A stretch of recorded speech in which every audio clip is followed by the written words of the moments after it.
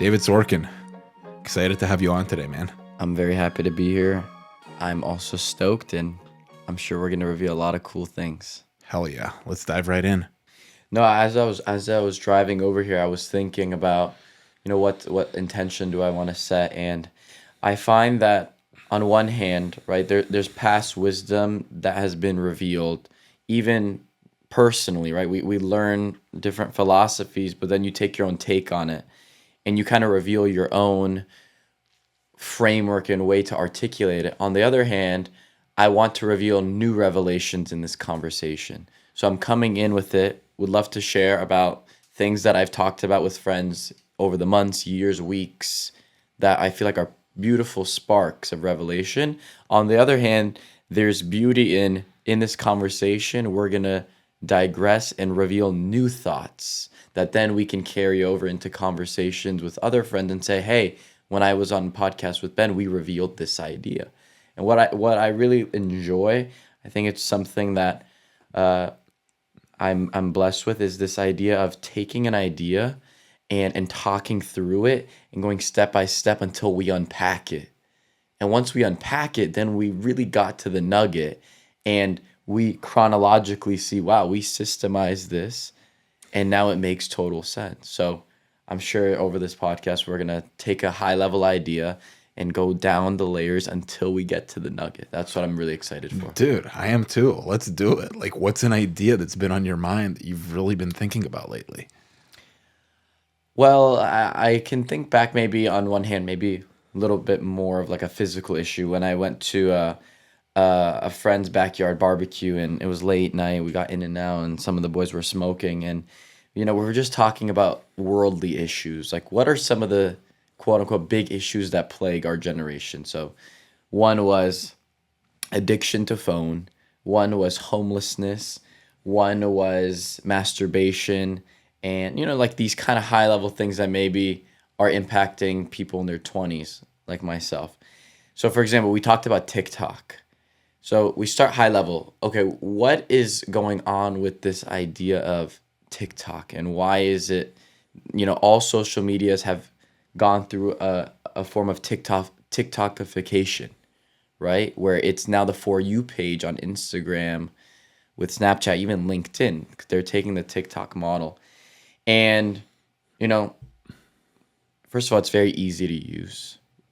Second of all, it's convenient. Third of all, it's tailored towards exactly what you want. So you're not going to watch something that you wouldn't appreciate. And the ease of access, right? So you have a lot of things that are making it very conducive. It's a great business model. Now, from the consumer's perspective, you got to ask, what makes it prone to being addicting, right? Those four elements. But I sensed, okay, how do we fix it? How do we help the world? And I thought of, if you make everybody watch each TikTok all the way through, then you will get somebody to watch a brain rot video that's 45 seconds and they can't scroll past it and they will sit there and say, oh my gosh, what the heck am I watching? And I'm getting off the app. So the problem, or not the problem, but the opportunity is that fast motion of, I don't like it for a second, I'm out. That doesn't really apply to any other part of our life. I'm touching my toe and then I'm out. And then again, out. And then what happened, even for myself, I didn't have TikTok for many years. I downloaded it for Loosey Goosey as the business. And still, you catch yourself losing patience. Like to watch a full 40-minute YouTube video or even like a 85-second clip on Instagram, it's like, oh, already got to fast forward, double tap. It's that speed has rewired the dopamine pathways in the brain. So that was kind of idea. High level TikTok. What's a good solution if the apps mandated it so that every video you have to watch all the way through? Well, I think, it's kind of like in life, right? In life, you don't get to dip your toes and go out, right? Yeah. Like any situation that comes up in your life, you've got to see it all the way through. Right. Like whatever's going on. Like, okay, you sit at a restaurant, you're having a poor experience. Like, Air conditioning's not working in the restaurant. Like, server comes up, he's Yeah. rude.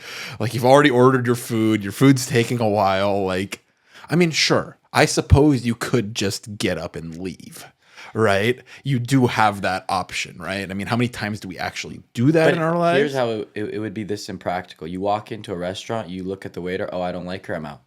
Yeah. You're never even going to sit down for a meal. Yeah. Because how many times are there opportunities for you not to like something? Yeah. But on TikTok or Yeah. this form of fast gratification, it's Sure. the moment one thing you don't like about it, Yeah. I'm out. You walk into the airport, you don't like the TSA I'm guy. out. It's like, I'm not flying. So I'm not what flying that today. ends up being, you're just going to sit at Yeah. home.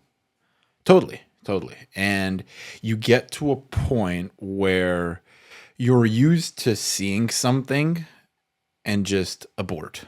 Right. Like, get it, like, just get it done. Like, I mean, and it's interesting, right? I mean, you and I are both sports fans. I mean, you watch sports. I mean, imagine watching your team and it's like, hey, opposing team scores the first bucket. It's like, I'm out. Like, I'm not watching this game. And it's like, and there's so many things that happen in our lives that don't start off well, or that start off well. We want to sit in it for a few minutes, and then as soon as it's not going well, you back out, right? Like, your TikTok could have the perfect hook. 5 seconds, you're good. 10 seconds, you're good. After 15 seconds, you want to be out. You are no longer watching that video. You are swiping to the next. And then what is it in our lives that we're actually trying to run from, Yeah. that we use TikTok to express that we're not willing and able to kind of sit still on a thought and Right. see something all the way through? Right. 100%. That's what I was talking to a friend about recently. You know, what's even at the crux of the issue? And I'll kind of jump to a tangent, so to set kind of the stage for the way that I'm trying to converse nowadays. So, actually, my friend Parker, who was just on the phone with us, we were talking, and we talk maybe a couple times a week about these, high level ideas, but also we bring them down to our lives and we talk through them and push each other to grow. And I started talking to her about, hey, what is the most likely question that somebody's going to ask you within the first 8 seconds of an interaction? How are you? And typically the response is good. How are you? Good.